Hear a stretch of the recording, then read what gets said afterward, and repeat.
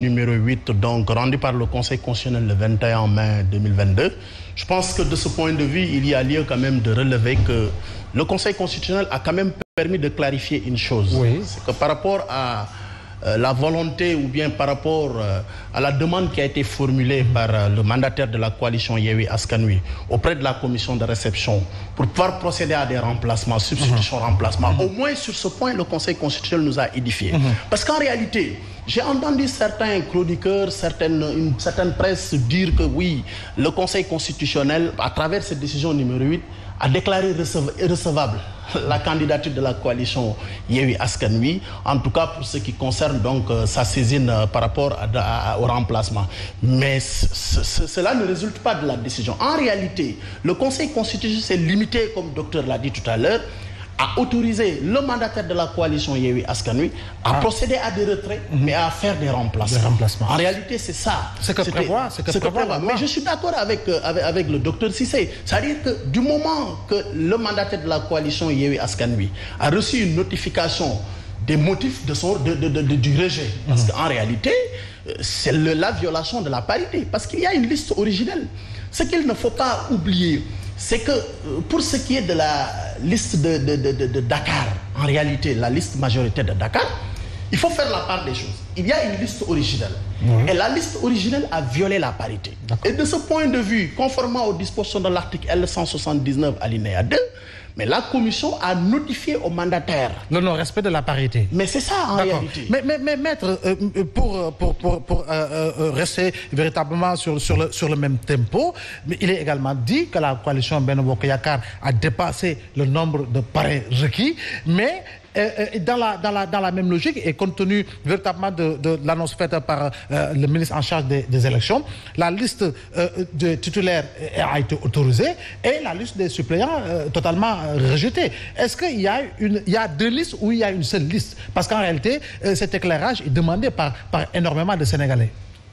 Oui, d'abord par rapport au parrainage, je pense que la question a été réglée d'ailleurs par le Conseil constitutionnel suite à la saisine de M. Babacar Mbeng, parce qu'il y a une saisine qui avait été faite et le Conseil constitutionnel a déclaré irrecevable donc cette requête relativement donc au surplus du parrainage.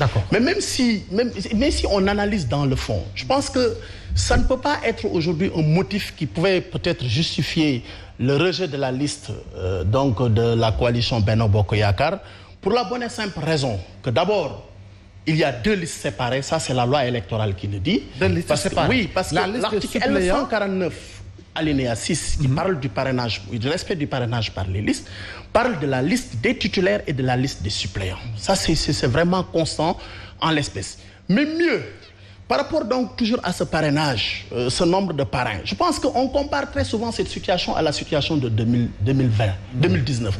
Mais ce n'est pas la même chose. Parce qu'en 2019, qu'est-ce qui se passe? Nous avons la loi électorale qui donne compétence au Conseil constitutionnel.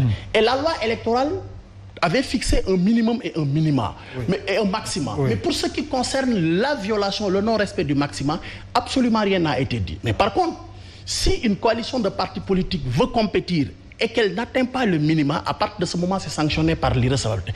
Par contre, en 2022, c'est la loi électorale qui renvoie le pouvoir de mettre en place un dispositif de contrôle au ministre en charge des élections par la prise d'un arrêté. C'est ce que le ministre a fait le 27 avril 2022.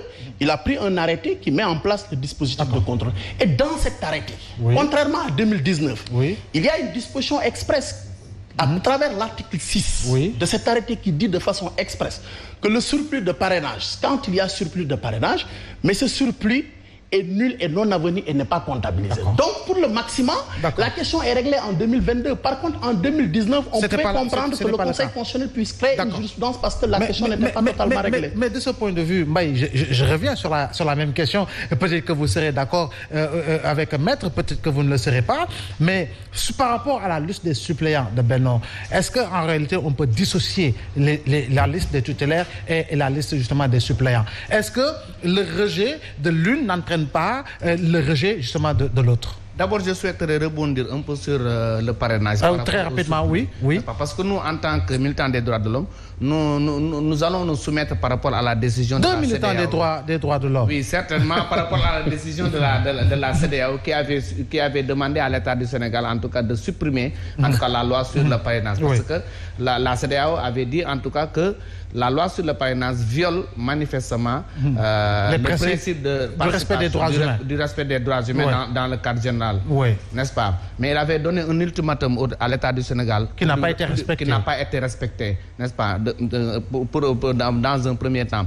Maintenant, par rapport au surplus, n'est-ce pas? Moi, j'avais même écrit un article en faisant état que la coalition Benno Bokk Yakaar ne pourra pas participer à ces élections législatives, n'est-ce pas, en tant que coalition du régime. Mais à notre grande surprise, on a eu connaissance d'un arrêté qui a été publié, comme l'a dit Maître, le 27 avril. Mais est-ce que l'arrêté est supérieur à la loi? Le problème ne se pose pas. Mais le problème ne se trouve pas à ce niveau. L'arrêté est sorti lorsqu'il y a eu polémique par rapport au problème de surplus commis par la coalition Benno Bokk Yakaar. Mais moi, je me suis dit que je vais revenir sur mes positions et demander à ce que l'arrêté doit faire l'objet d'une expertise. Parce que, je ne sais pas, c'est une publication... Entre la date de publication au journal officiel? C'est une publication tardive où, je ne sais pas, ça a été inséré peut-être frauduleusement dans l'ordonnancement juridique, on ne sait jamais, mais peut-être l'opposition a failli par rapport à sa démarche juridique au niveau de... Parce que ce qu'elle devait faire, l'opposition, c'est que demander peut-être... D'attaquer l'arrêté?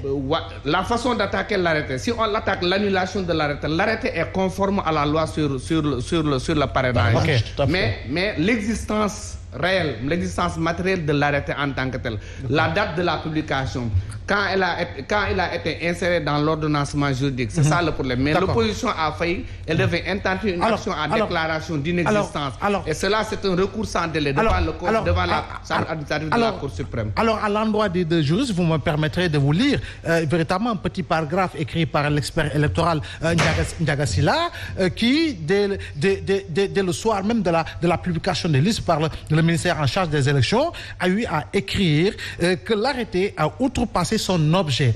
Il ne peut rejeter ni invalider des candidatures au-delà du délai prévu par l'article L79. Il doit se borner à publier justement les candidatures reçues. Impression, maître? Bon, moi je pense que là c'est une lecture un tout petit peu restrictrice de la part de mon ami Ndiaga, que j'aime bien, parce qu'en réalité il faudra distinguer. C'est-à-dire que après l'examen des parrainages, il y a la phase de la recevabilité juridique durant les 5 jours qui succèdent à la période donc de la recevabilité des parrainages. Et effectivement, la loi électorale dit de façon très claire que durant cette période, si la commission de réception se rend compte effectivement qu'il y a un cas d'inéligibilité, c'est-à-dire du moins il y a un cas de rejet, en réalité, s'il se rend compte qu'il y a un cas de rejet qui est avéré, il notifie au mandataire de la coalition concernée ce rejet. Et ce mandataire a un délai de 3 jours pour pouvoir donc saisir la juridiction. Mais en réalité, il faudra qu'on aille beaucoup plus loin que ça. Parce que l'article LO 185 également ouvre une autre brèche qui permet à toute coalition de partis politiques, effectivement, lorsque, sur la base de l'article L 183, le ministre en charge des élections publie la liste et arrête de façon provisoire la liste des candidats qui seront admis à compétir, de pouvoir au moins faire un recours également dans le délai de 3 jours. Je pense que c'est une combinaison de ces dispositions qui permettra un peu de comprendre. Mais je voulais revenir sur un peu un argumentaire du docteur Cissé. La suppression du parrainage par la CEDEAO, moi je ne partage pas un peu les développements qui sont faits tout à l'heure par docteur Cissé. C'est-à-dire, la CEDEAO n'a pas demandé au Sénégal de renoncer définitivement au parrainage. Non, la CEDEAO a demandé au Sénégal de revoir le système du parrainage. En réalité, le parrainage, ça existe un peu partout à travers le monde. C'est un système de filtre qui est reconnu. Mais ce sont les mécanismes. Avec les indépendants. Mais je pense qu'on a dépassé ce débat-là aujourd'hui parce que nous sommes en plein quand même aux élections législatives et la phase du parrainage, nous l'avons dépassée. Par contre, pour ce qui est un peu de la question relative donc à la recevabilité, vous l'avez dit tout à l'heure, de la liste suppléant. Oui, de Benno Bokk Yakaar. Oui. Je pense que de ce point de vue également, il y a une jurisprudence constante, on l'a toujours rappelé. Au-delà de la jurisprudence, moi j'ai toujours dit, les dispositions de l'article L 179 nous permettent bel et bien de pouvoir déclarer la liste suppléante recevable. Mais au-delà, il y a une jurisprudence en 2014. Oui. En 2014, vous connaissez la célèbre affaire de Fandène, opposant Pape Saliou Sambou à la coalition Benno Bokk Yakaar. Qu'est-ce qui se passe? C'était le même cas.